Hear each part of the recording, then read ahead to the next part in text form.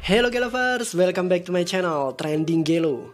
Kali ini kita akan rangkum alur film India berbahasa Hindi dengan judul Pa.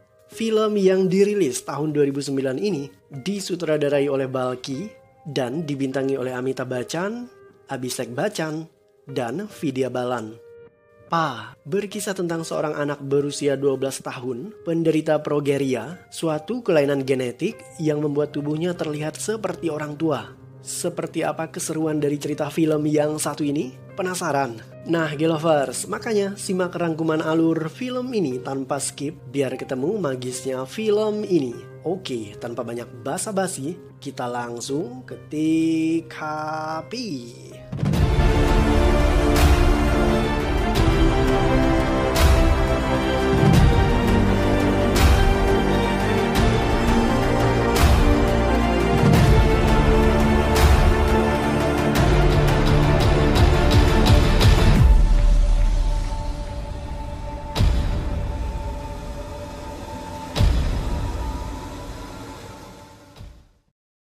Amol Arte adalah seorang menteri.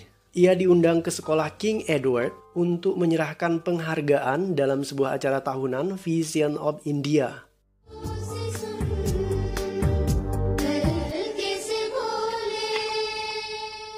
Dalam kata sambutannya, Amol menyebutkan bahwa ia tertarik dengan sebuah globe yang dicat berwarna putih.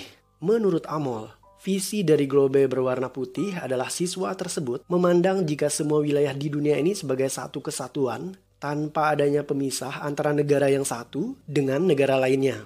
Amol kemudian memilih karya itu sebagai pemenang dari event Vision of India tahun ini dan siswa pencipta globe berwarna putih itu bernama Auro.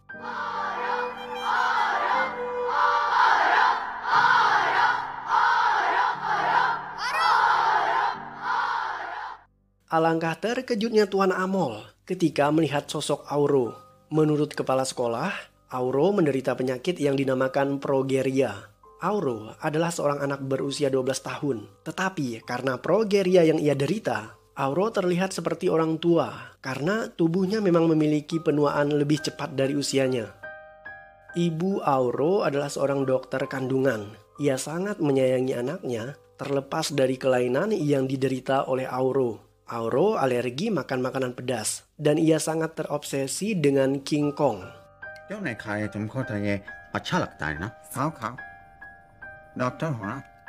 Efek dari kunjungan menteri ke sekolah King Edward, Auro akhirnya menjadi sorotan media. Alangkah terkejutnya ibu Auro yang bernama Vidya ketika ia melihat politisi yang bernama Amol muncul di TV dan memberikan penghargaan kepada anaknya. Vidya auto teringat akan masa lalunya.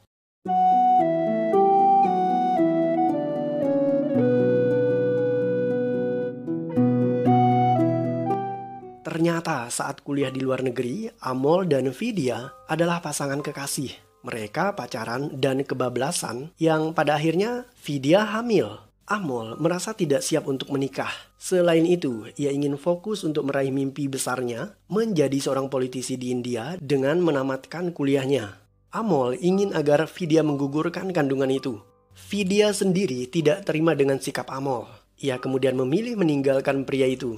Berkat dukungan dari sang ibu, Vidya akhirnya bisa membuat sebuah keputusan di mana ia tidak akan menggugurkan kandungannya. Vidya kemudian memilih menghilang dari hidup Amol agar tidak mengganggu Amol dalam menggapai mimpi besarnya.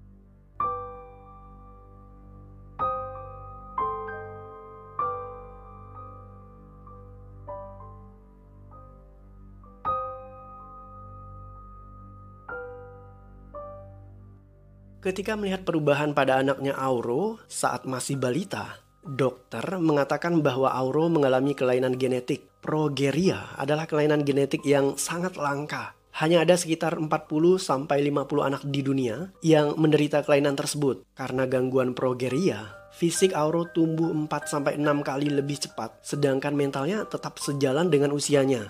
Penderita progeria Saat berusia 8 tahun, mereka bisa terlihat seperti berusia 40 sampai 50 tahun. Sedangkan untuk anak berusia 12 tahun, fisik mereka bisa seperti manusia normal yang berusia sekitar 70 hingga 80 tahun.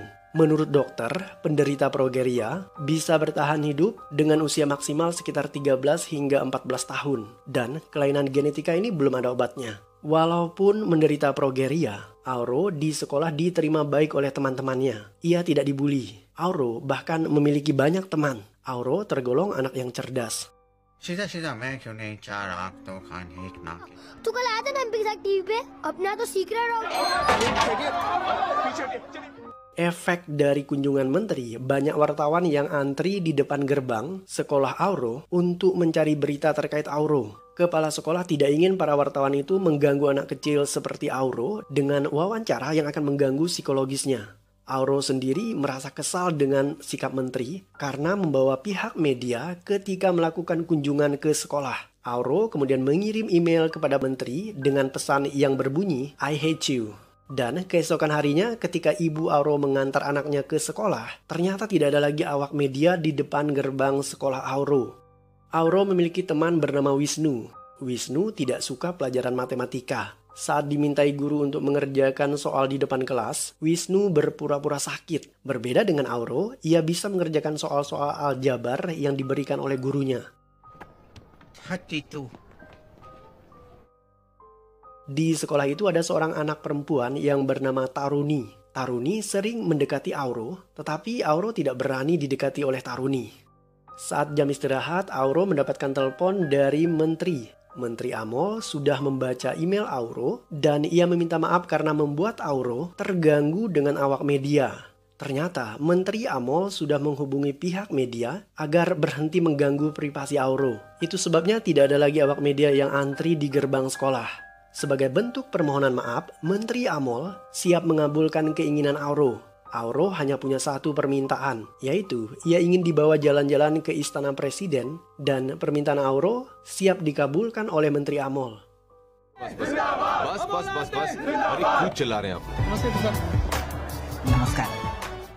Amol baru menjabat sebagai seorang menteri. Ia masih lajang sekalipun berusia 34 tahun. Amol bertekad menjadi seorang politisi bersih dan berpihak kepada masyarakat kecil. Ia merencanakan pembangunan rumah susun menggantikan pemukiman kumuh warga. Niat Amol disambut hangat oleh warga setempat.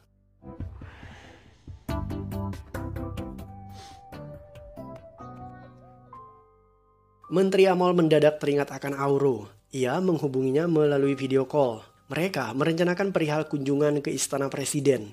Amol mengaku bahwa ia hanya punya waktu senggang pada tanggal 11 Oktober. Auro senang dengan rencana itu. Ia segera memberitahu ibunya, tetapi Vidya tidak mau dirinya terlihat oleh Amol karena ia tidak mau lagi berurusan dengan mantan kekasihnya itu. क्यों तड़प रहे हैं इतना आप? आपके पास बहुत पैसा है, चाहिए क्या? Ada seorang politisi bernama Jaikrit. Jaikrit tidak menyukai Amol. Ia mulai memfitnah Amol terkait pengerjaan rusun. Jaikrit memanas-manasi warga yang tidak rela tanahnya digusur. Tidak hanya itu, Jaikrit juga membayar jurnalis untuk menjatuhkan Amol. Amol diberitakan sebagai politisi yang korup dan tidak bisa menepati janjinya. Ia juga dituding mengintimidasi warga agar menandatangani penggusuran rumah demi membangun rusun. Demo menolak Amol pun terjadi. Para pendemo menuntut Amol agar turun dari jabatannya sebagai menteri. Auro berpisah dengan teman-temannya karena besok ia tidak akan masuk sekolah. Auro akan berangkat ke Delhi untuk mengunjungi istana presiden bersama Menteri Amol. Sementara itu, Taruni terlihat sedang mengejar Auro untuk memberikan sesuatu dan mengucapkan selamat jalan kepadanya. Tetapi Auro ketakutan dan segera berlari masuk ke dalam mobil. Keesokan harinya, Auro menunggu jemputan dari Amol, tetapi Amol tidak pernah datang karena ia terlalu sibuk dengan urusan politiknya. Ternyata di hari yang sama, Menteri Amol menyusun siasat untuk membantah semua fitnah dan tuduhan yang dilakukan oleh Jaikrit kepadanya. Amol menyewa beberapa jurnalis televisi swasta untuk menayangkan berita secara live terkait kehidupan 3 reporter yang menyerang Amol. Ditemukan jika ketiga jurnalis itu hidup bergelimang harta, padahal gaji mereka tidak seberapa. Amol bahkan membongkar jika ketiga jurnalis itu sudah dibayar oleh lawan politiknya untuk menyerang karir politik Amol. Setelah menayangkan langsung siaran tersebut, masyarakat akhirnya percaya jika Amol adalah seorang politisi yang bersih. Setelah urusan politiknya selesai, Amol kemudian teringat akan janjinya untuk membawa Auro ke istana presiden. Keesokan harinya saat datang ke sekolah, teman-teman Auro bertanya-tanya tentang kunjungan Auro ke istana presiden. Auro akhirnya mengaku jika ia tidak jadi berangkat karena Amol berbohong kepadanya. Menteri Amol kemudian menelpon kepala sekolah. Ia ingin berbicara langsung kepada Auro dan meminta maaf, tetapi Auro sudah keburu pulang sekolah. Amol kemudian menghubungi kediaman Auro dan panggilan telepon itu diangkat oleh neneknya. Tetapi Auro tidak mau berbicara kepada politisi Amol. Karena ngambek, Auro memilih mengurung diri dalam kamarnya. Ia akhirnya keluar saat mendengar ibu dan neneknya membujuk Auro menggunakan PS.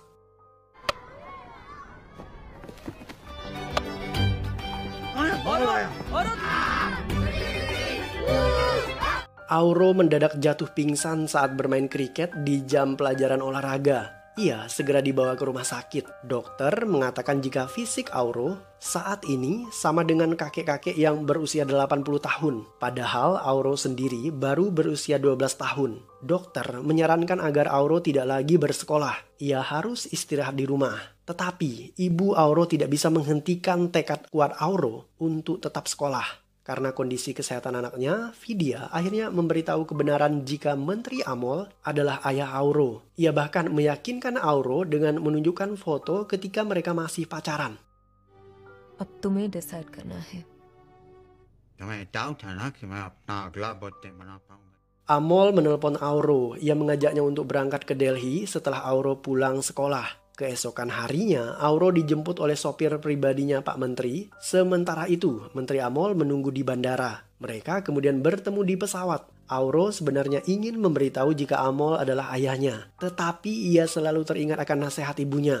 Ibu Auro berpesan agar Auro tidak boleh menjadi penghalang sang ayah untuk meraih mimpi besarnya, untuk menjadi seorang politisi.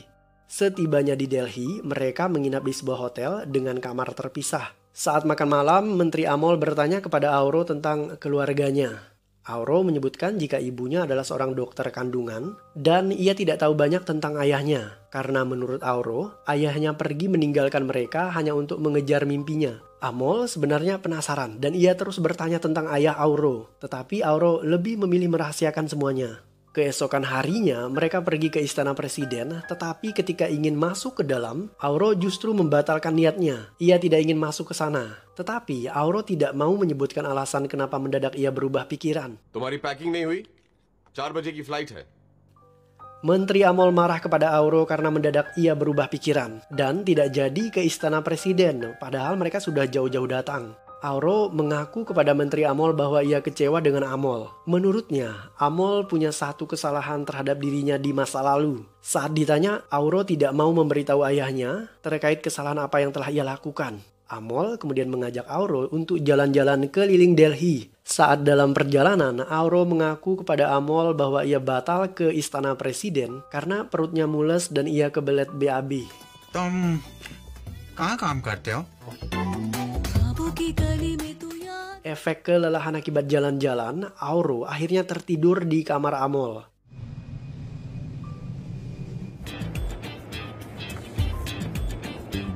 Sepulang dari Delhi, Auro kelelahan. Ia jatuh pingsan saat di sekolah dan segera dibawa ke rumah sakit. Sementara itu, ketika hendak makan, Menteri Amol teringat kepada Auro. Ia menelpon dan yang mengangkatnya adalah nenek Auro. Dari percakapan telepon itu, sang menteri jadi tahu jika Auro sedang berada di rumah sakit. Menteri Amol segera bergegas ke sana dan bertemu dengan mantan kekasihnya, Vidya.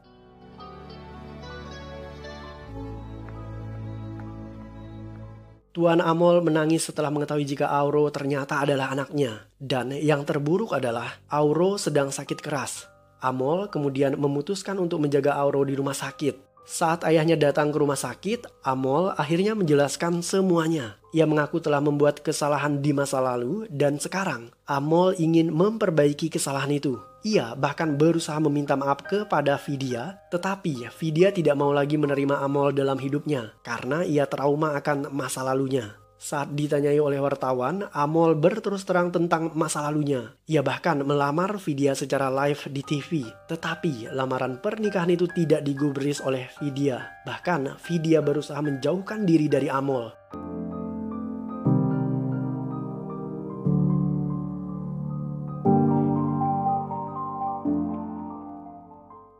Wisnu dan Taruni menjenguk Auro di rumah sakit. Taruni menghadiahkan Auro sebuah lukisan berbentuk wajah Auro yang terbuat dari kata sorry. Ternyata ketika pertama kali bertemu dengan Auro, Taruni ketakutan dan hal itu membuat Auro tersinggung. Setelah hari itu, Taruni selalu berusaha untuk mendekati Auro untuk meminta maaf kepadanya. Tetapi Auro justru menghindar. Saat sekarat, Auro akhirnya memaafkan gadis kecil itu. Berkaca dari apa yang Auro perbuat kepada Taruni, Vidya akhirnya sadar dan ia mau memaafkan Amol. Dalam keadaan sekarat, Auro meminta kedua orang tuanya untuk berjabat tangan. Ia juga meminta mereka untuk menikah di hadapannya. Vidya dan Amol menuruti semua permintaan terakhir anaknya Auro. Mereka melakukan sebuah ritual pernikahan sederhana dengan berputar mengelilingi ranjang Auro.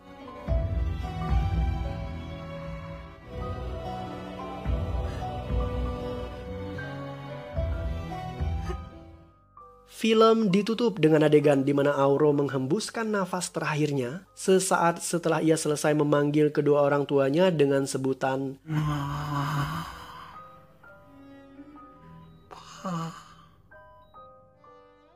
dan film pun berakhir.